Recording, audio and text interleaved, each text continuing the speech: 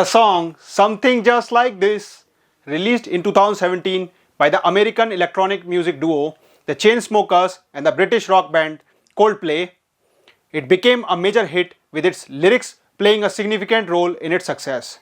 The words resonated deeply with listeners.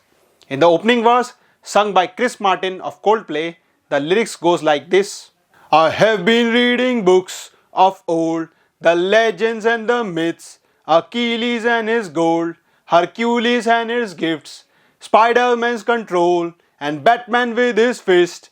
And clearly I don't see myself upon that list. Here, the boy expresses a longing for superhero-like abilities, which struck a chord with many, including myself.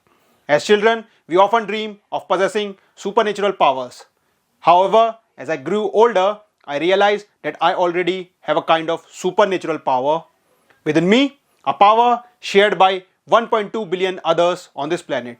Yup, we 1.2 billion people on this Mother Earth seem to have got the supernatural power to offend a million others simply by practicing our faith, that is Hinduism, and by exercising the right granted to us by the Article 25th of the Indian Constitution. This power isn't limited to ordinary citizens. Even the Chief Justice of India, D.Y. Chandrachud, shares this. Hello and welcome to Think for India. I'm your host Paresh Gupta. Let's begin.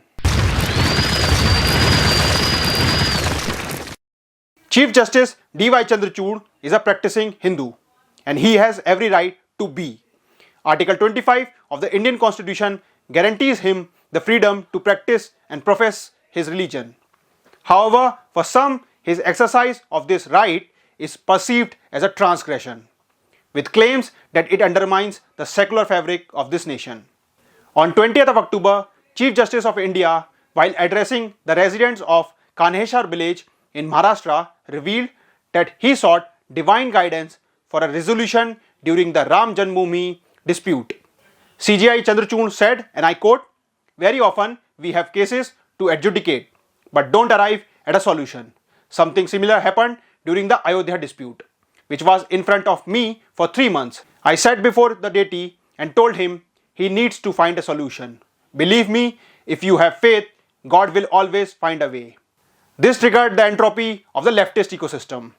With fiery indignation, many took to social media to criticize CJI for seeking divine guidance. Some began to question the credibility of his past verdicts, while others attempting to link him to the Sangh Parivar. There were those who labelled him spineless simply for practicing his religion.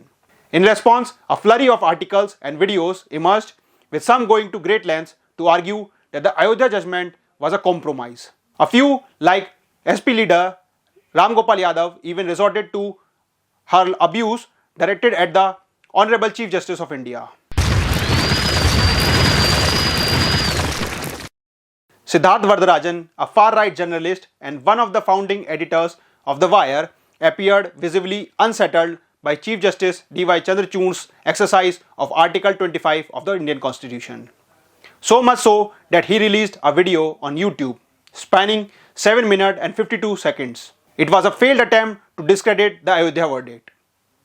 It was titled, "Sorry Chief Justice Chandrachud, you don't need to blame God for your own awful Ayodhya judgment." The video showcased Varadarajan's effort to falsely portray the Ayodhya judgment as compromised.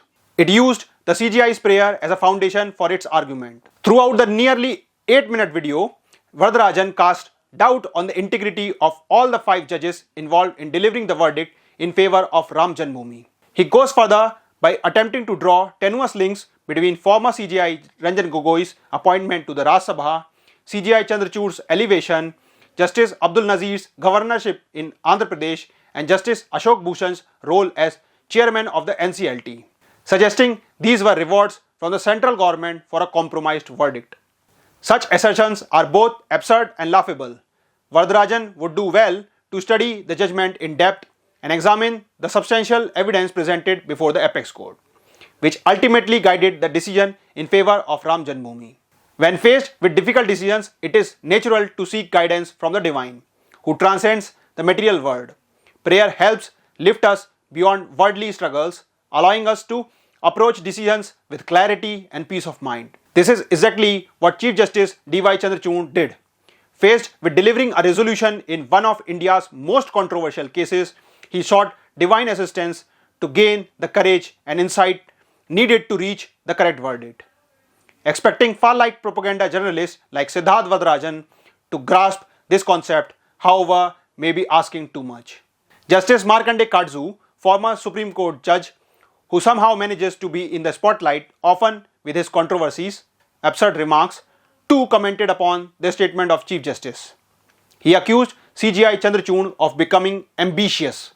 He alleged that CJI Chandrachud had aspirations of becoming the Chief Justice and therefore he could not dissent and gave the judgment in favor of the Ram Janmabhoomi. Om Thanvi, the former editor of Jansatta and the advisory board member of Muslim Mirror, took to X. फर्ज कीजिए कि जज साहब मुस्लिम होते और उन्होंने अल्लाह में भरोसा जताते हुए अयोध्या बाबरी मामले में अल्लाह से मार्गदर्शन लिया होता. This roughly translates to, and I quote, suppose CJI Chandrachud would have been a Muslim and he would have expressed faith in Allah and taken guidance from Allah in the Ayodhya Babri case, unquote. Journalist Om Thanvi must remember that Justice Abdul Nazir was one of the members in the 5-judge bench which gave the verdict on the Ram Janmabhoomi Babri Masjid case. Justice Abdul Nazir, who is a Muslim by faith, gave verdict in favor of Ram Janmabhoomi. This translates that the verdict of the Ram Mandir was delivered purely on the premise of evidence presented in favor of Ram Janmabhoomi and not on the basis of faith the judges of the bench came from.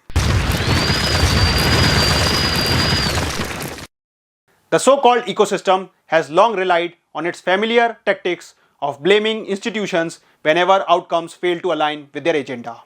For them, democracy functions only when the results favor the ideology they uphold. Whether it be the Election Commission, the legislature or the judiciary, no institutions of the Indian state has been spared from accusations of undermining democracy. The ecosystem's effort to sow distrust in the minds of the public regarding these institutions are clear. We have seen how things have turned upside down for our neighboring countries. There is foreign intervention which Prime Minister Narendra Modi recently indicated, and there is no more effective way to destabilize a nation than by eroding public trust in its institutions. CJI Chandrachud was attacked simply for practicing his faith. ISRO chief was attacked for the same reason. Prime Minister Narendra Modi has to endure thousands of such attacks on a daily basis for the same reason. It appears that this ecosystem is suggesting that Hindus should not occupy high offices, as their beliefs might interfere with their professional responsibilities. For them, practicing Hindu should be deemed unfit for high offices. Should we now make it mandatory that to get appointed to prominent positions, people would have to give an undertaking that they are atheists? Should key positions only be reserved for those who identify as atheists? Is it acceptable to strip Hindus who serve as public servants of their constitutional right under Article 25? According to this ecosystem, Hindus are to be prohibited from practicing their faith, while prayer houses and iftar parties are deemed essential to uphold the secular fabric of the nation.